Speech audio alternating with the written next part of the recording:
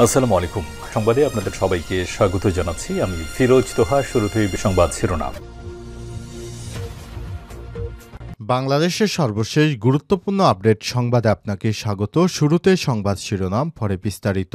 শুরুতেই জানাবো, বাংলা কলেজের সামনে শিক্ষার্থীদের সড়ক অবরোধ। রাজধানীর মিরপুরে সড়ক অবরোধ করেছে সরকারি বাংলা কলেজের শিক্ষার্থীরা। আজ দুপুরের দিকে প্রায় অর্ধশতাধিক শিক্ষার্থী কলেজের সামনে সড়কে অবস্থান নিয়েছে, ফলে টেকনিক্যাল মোড় থেকে মিরপুর ১ নম্বর সড়কে যান চলাচল বন্ধ হয়ে গেছে। এরপর জানাবো, টোল নিতে দেরি হয়, টোলকর্মীকে লাঞ্ছিত করলেন বিএনপির নেতা। চট্টগ্রামের শাহ আমানত সেতুর টোল প্লাজায় টোল নিতে দেরি হয় টোলকর্মীকে লাঞ্ছিত করার অভিযোগ পাওয়া গেছে এক বিএনপি নেতার বিরুদ্ধে। তার নাম মোস্তফা ওরফে আমিন নামে। বিএনপির ওই নেতা উপজেলার বিএনপির যুগ্ম আহ্বায়ক। এদিকে চট্টগ্রামে তেলের ডিপোতে আগুন, পুড়ে গেছে ১৫ দোকান। চট্টগ্রামের সীতাকুণ্ডের উপজেলায় তেলের ডিপোতে আগুন লেগে পাশের ১৫টি দোকান পুড়ে ছাই হয়ে গেছে। এই ঘটনায় ফায়ার সার্ভিসের ৪টি ইউনিট ৪ ঘণ্টা চেষ্টা করে আগুন নিয়ন্ত্রণে আনে। এই ঘটনায় ২ কোটি টাকার বেশি ক্ষয়ক্ষতি হয়েছে। এবারে জানাবো, বান্দরবনে ডাকাত চক্রের ৭ সদস্য গ্রেপ্তার, লুণ্ঠিত মালামাল উদ্ধার।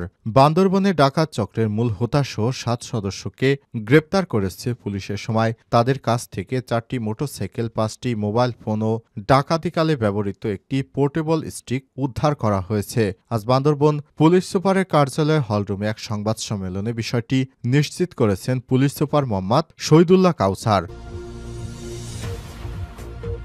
এদিকে নিজস্ব ভর্তি পরীক্ষার সিদ্ধান্তেই অটল জগন্নাথ বিশ্ববিদ্যালয়। জগন্নাথ বিশ্ববিদ্যালয় জবি নিজস্ব ভর্তি পরীক্ষার সিদ্ধান্তেই অটল রয়েছে বলে মুঠোফোনে চ্যানেল 24-কে সাব জানিয়ে দিয়েছেন উপাচার্য অধ্যাপক ডক্টর রেজাউল করিম। সম্প্রতি গুচ্ছভুক্ত ভর্তি প্রক্রিয়া থেকে জবিসহ কয়েকটি বিশ্ববিদ্যালয় বেরিয়ে যাওয়া নিয়ে শুরু হওয়া আলোচনা ও আন্দোলনের পরিপ্রেক্ষিতে তিনি এই সিদ্ধান্ত গ্রহণ করেছেন।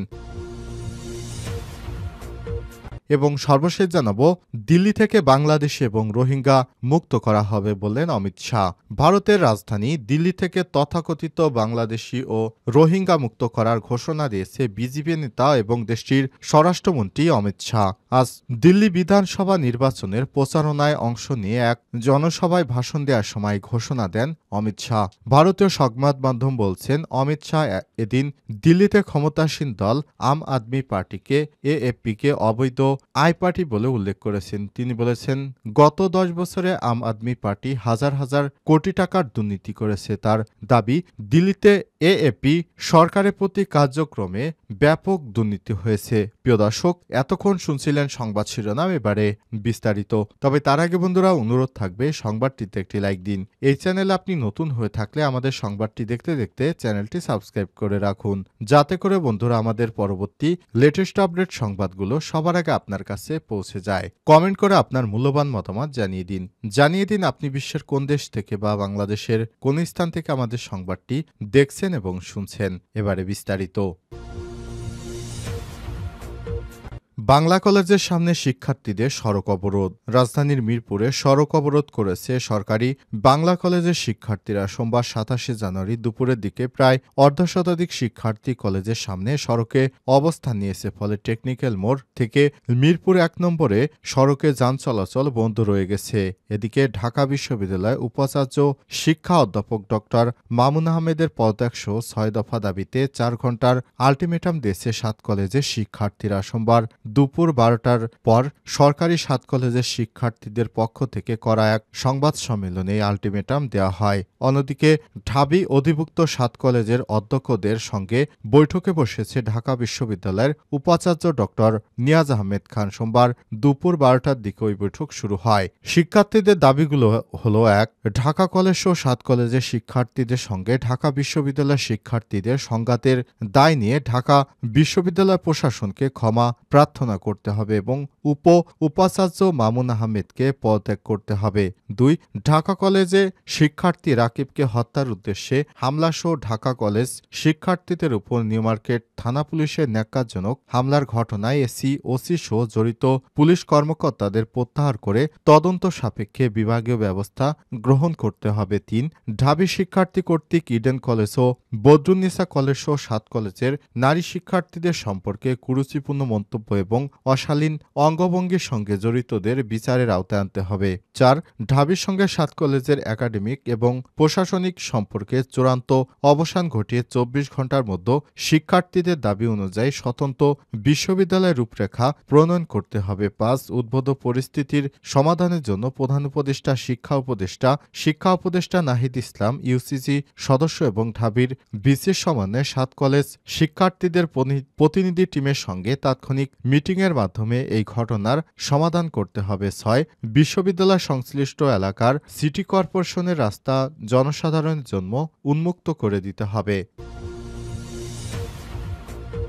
টোল নিতে দেরি হয় শিক্ষা দিতে টোলকর্মীকে লাঞ্ছিত করলেন বিএনপি নেতা।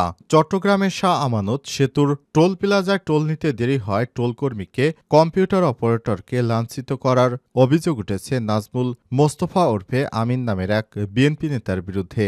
আজ দুপুরে এই ঘটনা ঘটে।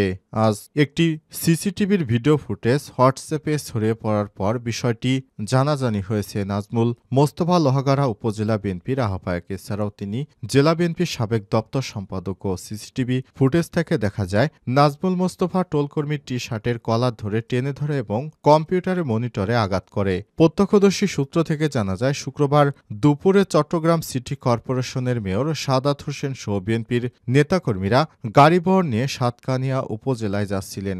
গাড়িগুলো ধীরে ধীরে টোল প্লাজা অতিক্রম করছিল। টোল নিতে দেরি হয় নাজমুল মোস্তফা গাড়ি থেকে নেমে টোল প্লাজার বুথে প্রবেশ করে এবং এক টোলকর্মীর উপর ক্ষুব্ধ হয়। ওই সময় ওই টোলকর্মীকে শাসানোর পাশাপাশি তার টি শার্টের কলার ধরে লাঞ্ছিত করেন। টোল প্লাজার বুথে থাকা কম্পিউটার মনিটরে আঘাত করেন তিনি। প্রত্যক্ষদর্শী সূত্র থেকে জানা যায় দুপুরে চট্টগ্রাম সিটি কর্পোরেশনের মেয়র সাদাত হোসেন সহ বিএনপির নেতাকর্মীরা গাড়িবহর নিয়ে সাতকানিয়া উপজেলা যাচ্ছিল। গাড়িগুলো ধীরে ধীরে টোল প্লাজা অতিক্রম করছিল। টোল নিতে দেরি হয় নাজমুল মোস্তফা গাড়ি থেকে নেমে টোল প্লাজার বুথে প্রবেশ করে এবং এক টোলকর্মীর উপর ক্ষুব্ধ হয়। এ সময় ওই টোলকর্মীকে শাসানোর পাশাপাশি তার টি শার্টের কলার ধরে লাঞ্ছিত করে। টোল প্লাজার বুথে থাকা কম্পিউটারের মনিটরে আঘাত করে ভেঙে ফেলে। বিষয়টি সামানত সেতুর ইজারাদার প্রতিষ্ঠান সেলভ্যান জেভির প্রকল্প ব্যবস্থাপক সুমন ঘোষ বলেছেন, বিষয়টি যেভাবে ছড়িয়ে গেছে আসলে সেরকম বিষয় এখানে হয়নি। তবে গাড়ির চাপ বেশি থাকার কারণে বিএনপি নেতা টোলের বুথে প্রবেশ করে টোলকর্মীকে বকাঝকা এবং মারধর করেছেন বলে জানা গেছে। তিনি বলেন, এই সময় গাড়িবহরে সিটি মেয়র ছিলেন, তিনিও আটকে পড়ায় পরে গাড়ি থেকে নেমে বিকল্প পথে হেঁটে জুম্মার নামাজ পড়তে চলে যান। আর বিএনপি নেতারা টোলকর্মীকে মারধর করে। এ বিষয়ে অভিযোগ জানতে নাজমুল মোস্তফা আমিনের মুঠোফোনে একাধিকবার কল দিলেও তিনি কল রিসিভ করেননি। চট্টগ্রামে তেলের ডিপোতে আগুন, পুড়ে গেছে ১৫ দোকান। চট্টগ্রামের সীতাকুণ্ড উপজেলায় তেলের ডিপোতে আগুন লেগে পাশের ১৫টি দোকান পুড়ে গেছে। রোববার ২৬শে জানুয়ারি রাতে উপজেলার সলিমপুর ইউনিয়নের বাংলাবাজার এলাকায় ঢাকা চট্টগ্রাম মহাসড়ক সংলগ্ন সিএনডি রোডে এই ঘটনা ঘটে। জানা যায় রোববার রাত ১২টার দিকে তেলের ডিপোতে অগ্নিকাণ্ডের সূত্রপাত হয়। পরে আগুন মুহূর্তের মধ্যেই পাশের শিখা ফার্নিচার শোরুম, স্টেশনারি দোকান, গার্মেন্টস, জুটের গুদাম, কুলিং কর্নার, ফার্নিচারের দোকান, রড সিমেন্টের দোকান সহ কয়েকটি চায়ের দোকানে ছড়িয়ে পড়ে। খবর পেয়ে কুমিরা এবং বাইজিৎ ফায়ার সার্ভিসের ৪টি ইউনিটের চেষ্টায় প্রায় ৪ ঘণ্টা পর আগুন নিয়ন্ত্রণে এসেছে। এ বিষয়ে কুমিরা ফায়ার সার্ভিসের সিনিয়র স্টেশন কর্মকর্তা আল মামুন বলেছেন, রাতে তেলের ডিপো থেকে আগুনের সূত্রপাত হয়। পরে তা আশপাশের দোকানগুলোতে ছড়িয়ে পড়ে। আগুন নেভাতে প্রথমে ২টি ইউনিট যায়, তবে আগুনের তীব্রতা বেশি হয় বাইজিৎ ফায়ার সার্ভিসের ২টি ইউনিটকেও আনা হয়। ৪টি ইউনিট যৌথভাবে চেষ্টায় ৪ ঘণ্টার পর আগুন নিয়ন্ত্রণে আসে। তিনি বলেছেন, অগ্নিকাণ্ডে ডিপোসহ ১৫টি দোকান মালামাল পুড়ে ছাই হয়ে গেছে। ধারণা করা হচ্ছে এই ঘটনায় ২ কোটি টাকার বেশি ক্ষতিগ্রস্ত হয়েছে। বান্দরবনে ডাকাত চক্রে ৭ সদস্য গ্রেপ্তার, লুণ্ঠিত মালামাল উদ্ধার।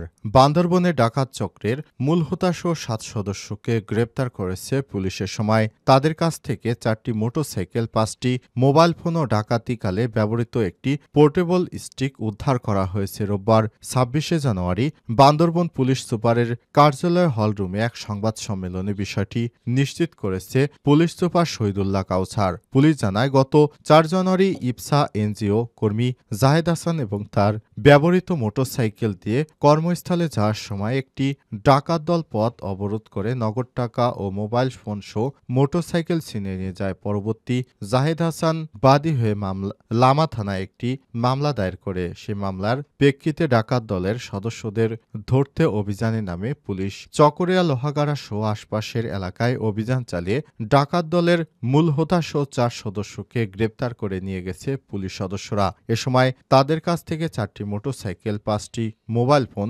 ডাকাতিকালে ব্যবহৃত একটি পোর্টেবল স্টিক উদ্ধার করা হয়। গ্রেপ্তারকৃত ডাকাত সদস্যরা হলেন মোহাম্মদ খায়রুল আমিন, গোরামণি, জাহিদুল ইসলাম মানিক, মোহাম্মদ সালাউদ্দিন, মোহাম্মদ দিদার, হাবিবুর রহমান প্রকাশ, আনোয়ার হোসেন, আবু শরীফ। তারা সকলেই বান্দরবন জেলার লামা ও কক্সবাজার জেলার চকরিয়া এলাকার বাসিন্দা। এ বিষয়ে পুলিশ সুপার শহীদুল্লাহ কাউছার বলেছেন, বান্দরবনের আইনশৃঙ্খলা পরিস্থিতি স্বাভাবিক রাখতে পুলিশ কাজ করে যাচ্ছে। তারই ধারাবাহিকতায় এই অভিযান চালানো হয়। এ ধরনের অভিযান ভবিষ্যতে অব্যাহত থাকবে বলে জানান তিনি।